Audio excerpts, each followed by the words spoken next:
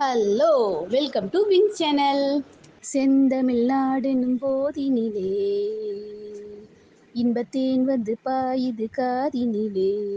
எங்கள் தந்தையர் நாடென்ற பேச்சினிலே ஒரு சக்தி பிறக்குது மூச்சினிலே. கல்வி சிறந்த தமிழ்நாடு, புகழ் கம்பன் பிறந்த தமிழ்நாடு, நல்ல பல்விதமாயின சாத்திரத்தின் மனம் பாரெங்கும் வீசும் தமிழ்நாடு.